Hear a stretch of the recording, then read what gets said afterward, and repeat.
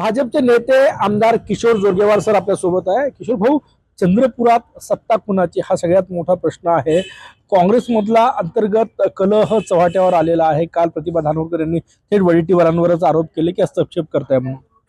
हे खरं आहे की काँग्रेसची नेहमीची परंपरा राहिली आहे की आपसामध्ये वाद करायचं, केवळ सत्ता मिळवण्याकरता एकत्र यायचं आणि सत्ता मिळाल्यानंतर त्या सत्तेचा वाटा आपल्याकडे कसा अधिकाधिक घेता येईल या दृष्टिकोनातून काँग्रेसचे नेते प्रयत्न नेहमीच करत राहिले आणि त्या भावनेतून ते त्यांचं सगळं नाटक सुरू आहे.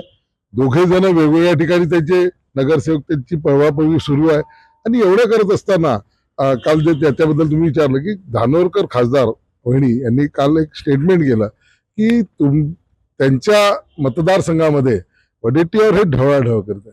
हे खरं आहे की तो मतदारसंघ त्यांचा आहे. एकदा नव्हे तर दोनदा धानोरकर कुटुंब त्या ठिकाणी निवडून आलेलं आहे आणि त्यांच्याच नेतृत्वामध्ये त्या ठिकाणी तो विजय मिळालेला आहे काँग्रेसमध्ये.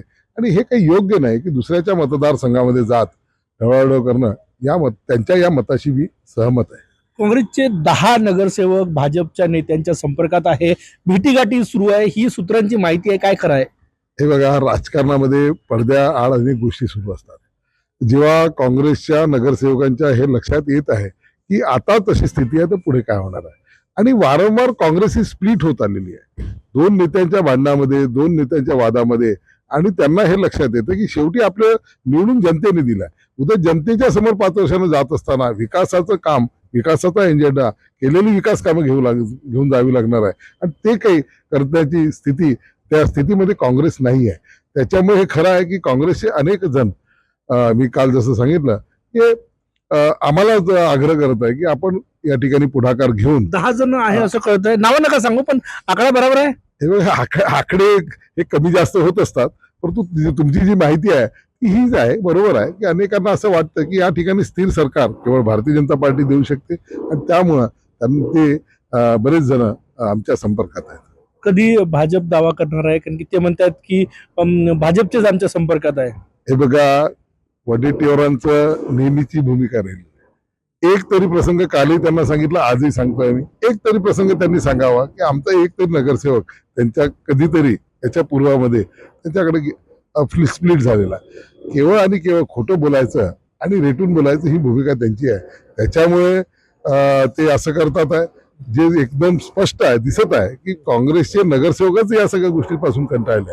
आता ते असं म्हणतात ज्यांना जे डांबून ठेवलं गेलेलं आहे ते तिथून आता हे करतात आहे. आम्हाला तर कित्येक लोकांना मला फोन केला त्यांच्या नातेवाईकांनी, आमचे लोकांना आम्हाला सोडवायचं, तुम्ही आम्हाला पोलीस प्रोटेक्शन द्या, ही भूमिका आहे. त्याच्यामुळे आमचे नगरसेवक एका ठिकाणी आहे, सुरक्षित आहे आणि त्यांचे सगळ्यांचे मोबाईल फोन सुरू आहे. त्याच्यावरून आमचे काही कोणी त्यांच्या संपर्कात नाही. त्यांचेच नगरसेवक आणि त्यांचे नेते आमच्या संपर्कात आहे. शेवटचा प्रश्न, सुधीर भवन तुमच्यामधला वाद जो आहे तो काहीसा शमला असं दिसलं. सत्काराच्या कार्यक्रमात दोन्ही नेते एकत्र होते. बघा, आमचा काही वाद नाहीच आहे. मी सांगितलं की आमचं कधीतरी माझं एक स्टेटमेंट, माझी एखादी कृती, माझं एखादं असं तुम्ही दाखवून द्या ज्याच्यातून आमच्यातला वाद आहे. एखादे मतभेद असतात, कुठे त्यांना वाटतं की हा योग्य उमेदवार आहे, कुठे मला वाटलं, त्या गोष्टीतून होत असते. ती मतं आहेत, तो आमचा वाद कुठेही नाही आहे आणि ते आमचे मार्गदर्शक नेते आहेत. नक्कीच.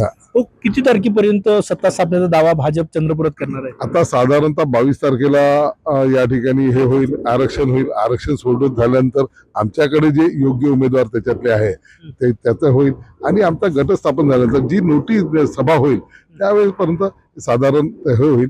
आणि आमचे नेते देवेंद्रजी फडणवीस हे डावसला आहेत. 24 तारखेला ते डावस वरनं येतात आहे. त्यांच्या समोर मग या सगळ्या गोष्टींचे निर्णय चर्चा होईल. खूप खूप धन्यवाद. कॅमेरामॅन सचिन सायांसह गजानन माटे, TV9 मराठी, नागपूर.